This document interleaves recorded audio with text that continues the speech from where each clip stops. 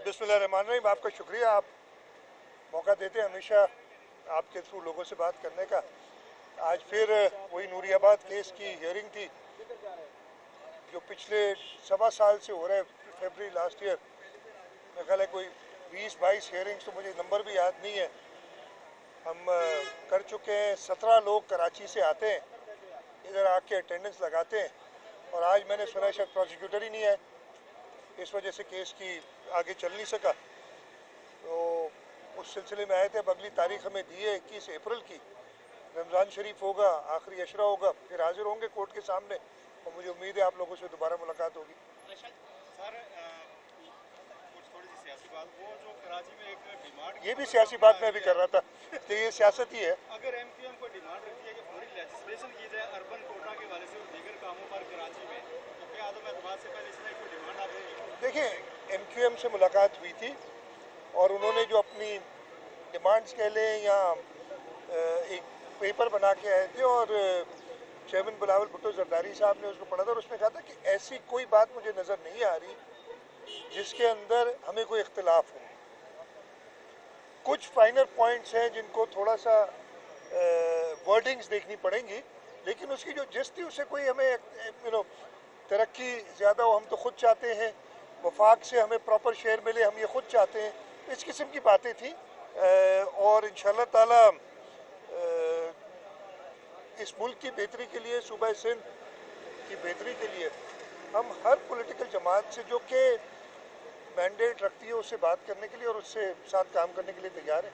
Sir, क्या कहेंगे आपके वज़ीर-ए-आज़म इमरान खान जो पूरे मुल्क के वज़ीर-ए-आज़म हैं, अब वो खुद ऐलान कर रहे हैं कि 10 लाख लोग जनाब मैं इस्लामाबाद में इकट्ठे करूँगा, पावर शो करूँगा। क्या वज़ीर-ए-आज़म क्या आप सब खौफज़दा हो चुके हैं या गेम उनके हाथ से निकल चुकी है? क्या कर रहे हैं वज़ीर-ए-आज़म? पहले तो मैं ये होता ही है ना कि वो मैं क्रिकेट का कोशिश करता हूँ कोई हवाला ना दूँ, लेकिन क्रिकेट में होता है ना, जब टीम को पता होता है, हम भी जब बच्चे थे तो जब देख रहे होते थे हार रहे हैं तो हम मैदान छोड़ के भाग जाते थे, कोई हंगामा डाल देते थे, अंपायर की डिसीजन पे पंगा कर लेते थे और हम कहते थे जी हम नहीं खेलेंगे। लेकिन जो आपने बात की, अगर इमरान खान के लिए 10 लाख बंदे जमा करना, अगर कम कर दिया उसने कुछ, उसने 1 करोड़ नौकरियां दी हैं, तो 1 करोड़ बंदा तो आएगा जिसको नौकरी मिली है। उसने 50 लाख घर बनाए हैं। 50, एक घर में 5-6 लोग तो होते हैं, 3-4 करोड़ तो उसके लिए कोई बात ही नहीं है, अगर उसने बाकी ये सारे काम किए होते जो वादा कर रहा है। अदरवाइज तो सारे वो लोग आएंगे और वो जैसे बिलावल भुट्टो जरदारी साहब मार्च करने निकले थे, उन्होंने अवामी मार्च किया कराची से, और सारा रास्ता वो लोग जो महंगाई के तूफान में दबे हुए, जो बेरोजगारी में हैं, वो सारे जमा हुए थे। उन्होंने बिलावल भुट्टो जरदारी साहब को एक खुला मैंडेट दिया कि हमें इमरान खान को निकालना है, और इसी वजह से आपने देखा होगा 8 मार्च को हमारी अवामी मार्च कराची पहुंची और कल्मिनेट की इस तहरीक अदम एतमाद से। ये 172 से ज़्यादा लोग इंशाअल्लाह ताला, बहुत ज़्यादा लोग इसकी हिमायत करेंगे। सिलेक्टेड इस नाइल हुकूमत से हमारी जान छुड़ाएंगे, और इंशाअल्लाह ताला होगा। तो आपने जहाँ तक बात की, 10 लाख तो कम बता दिए, वो करोड़ नौकरियाँ उसने दी है ना, वो सारे होंगे जमा इधर। अगर किसी को मिली है तो वो आएगा, और जिन्होंने घर दिए कितने, 50 लाख, मगर 3 करोड़ तो 3-4 करोड़ की बात करता ना। मैंने इतना काम उसने कर दिया है, उसने किया कुछ नहीं है। पीछे देखेगा ना, वो आपने पुरानी फिल्म देखी होगी ना, अपनी काबीना से कहेगा आधे इधर जाए आधे इधर जाए, बाकी मेरे पीछे आए। तो यही होगा, वो आधे इधर उधर हो चुके हैं पहले ही, वो अकेला ही अभी जाएगा आगे। दोबारा से 23 से आप 25 की तारीख की गई है रात को, उसमें आप जो पीडीएम की दीगर जमातें उनके साथ इस्लामाबाद की तरफ दोबारा मार्च में पीपल्स पार्टी में प्रैक्टिकली शामिल होगी? देखिए, ये पीडीएम का कॉल, और ये पहले से पीडीएम की कॉल दी हुई थी 23 मार्च वाली। मैंने रात को सुना है कि मौलाना फजल रहमान साहब ने कहा है, वो हेड पीडीएम के, कि 25 मार्च को पहुंचे। जब अवामी मार्च कराची पहुंच सॉरी इस्लामाबाद पहुंचा था, तो पीडीएम की जमातों ने उसमें शिरकत की थी, तो वो लीडरशिप फैसला करेगी उसमें किस तरीके से शिरकत करनी है। अच्छा, मुराद अली शाह साहब ये बता दें कि इस्टेब्लिशमेंट जो इमरान खान को लेके आई 3.5 साल तक उसको चलाया, सी शराइत हैं जिस पर इस्टेब्लिशमेंट न्यूट्रल हो चुकी है? मैं तो नहीं कह रहा, आप कह रहे कि मैं तो समझा था कि इमरान खान इलेक्टेड है, आपने कहा वो सिलेक्टेड है।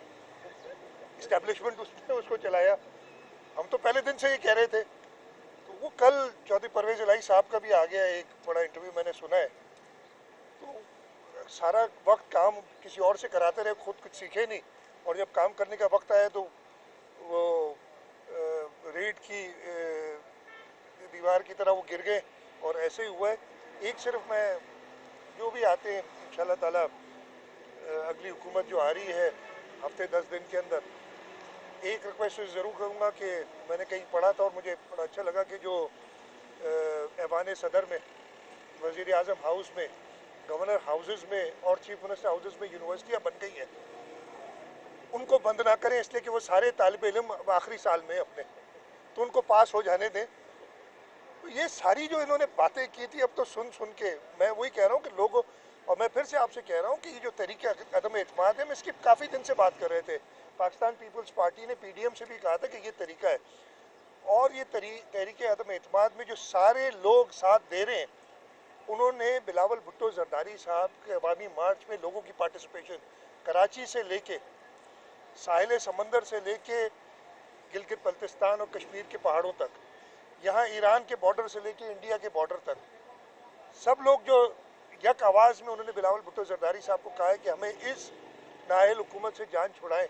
उसकी वजह से वो हर आदमी, वो हर एमएनए जो अवाम के वोट लेके इलेक्ट होना चाहता है, उस पर यह प्रेशर पड़ा है कि जी मैंने इसकी हिमायत करनी है। क्या कहेंगे आपके वज़ीर आज़म इमरान खान, जिस तरीके से आप अपनी तकरीरों में, जलसों में गालम गलोचों पर उतर आए हैं, ज़ाती हमले करने लगे हैं, दूसरी तरफ वो दुनिया को भी पैगाम दे रहे हैं कि ना वो अमेरिका के खिलाफ है, ना वो भारत के खिलाफ है, ना वो यूके के खिलाफ है। आप क्या समझते हैं कि अब जो है गेम ओवर हो चुकी है, वो जितने मर्जी बयान आते हैं? वो बिल्कुल सही कह रहे हैं, वो किसी के खिलाफ नहीं है, वो सिर्फ इस मुल्क की आवाम के खिलाफ है। इस मुल्क की आवाम को उन्होंने तकलीफ देनी थी, किसके एजेंडा पे देनी थी, मैं बहुत लंबी बात हो जाएगी इसकी हिस्ट्री। जब से ये 92-93 से सियासत में है, आप हिस्ट्री उठा के देख लें, किसके बलबूते पे ये यहाँ तक पहुँचे। मकसद सिर्फ एक था कि इस मुल्क की आवाम को तकलीफ दें, और बाकी किसी के खिलाफ नहीं है। मतलब अजीब आदमी है, 2 दिन पहले एक बात करता है, इस्तेमाल करना चाहता जो चौधरी परवेज इलाही साहब के लफ्ज़ कहता हूँ, को नैपी चेंज करने के लिए भी किसी और को रखा हुआ था इन्होंने। अब इस शख्स से आप क्या उम्मीद कर सकते हैं, जो जुल्म इसने 3.5 साल में इस मुल्क के अवाम के साथ की है, अब और गुंजाइश नहीं है, पहले ही बहुत हो चुका है। और इंशाल्लाह ताला कुछ दिनों में ये तहरीक अदम एतमाद जो है, ज़्यादा से ज़्यादा जितना डिले करें, 28 के आगे जा नहीं सकते, ये 28 से या 29 से, जो भी ये कोशिश शायद इनकी यही होगी। हमें कहते हैं, मुझे वह सुना था किसी वफाकी वजीर को कह रहे हैं कि हाँ जी ये मौलाना फजल रहमान साहब कह रहे हैं कि धरना दूंगा, इसका मतलब है इसके नंबर पूरे नहीं है। मैं चैलेंज करता हूँ, अभी 10:30 बज रहे हैं, अब 2 बजे कौमी असम्बली का इजलास बुलाएं और आज वोटिंग करा देना, आज उस पर अदम एतमाद पे वोट करा दें। लोगों को छोड़े नहीं, 10 लाख जमा करने, कितने जमा करने, क्यों तकलीफ में लोगों को डाल रहे हैं। लोग नहीं आएंगे, पहले तो वो आधे इधर आधे उधर हो जाएंगे।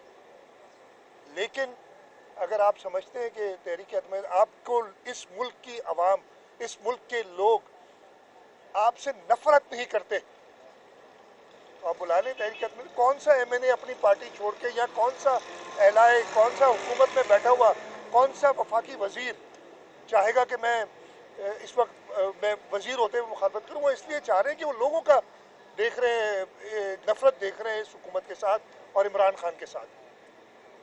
अच्छा सर, कुछ तसादम की बातें भी आती हैं, बीच में दबी दबी मुज़ाकरात की बातें भी चलती हैं। पीपल्स पार्टी मुफाहमत की बात भी किया करती थी कभी, क्या इस वक्त आपने वज़ीर आज़म हाउस यूनिवर्सिटी की बात की आखिरी साल में, तो वज़ीर आज़म भी आखिरी साल में, तो क्या पीपल्स पार्टी उस मुफाहमत वाली बात? नहीं, मैं तो यार वो गरीब तालिब इल्मों की बात कर रहा हूँ। ये जो बेस आदमी है जिसने पूरी मुल्क को तकलीफ में डाला हुआ है, उसके लिए किसी को क्यों मुफाहमत की सोचेगा।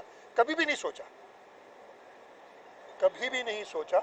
हाँ, हमने हर दफ़े ऑफ़र की है कि अगर आपने इलेक्ट्रल रिफॉर्म्स करने हैं, उस पर हम बातचीत के लिए तैयार हैं।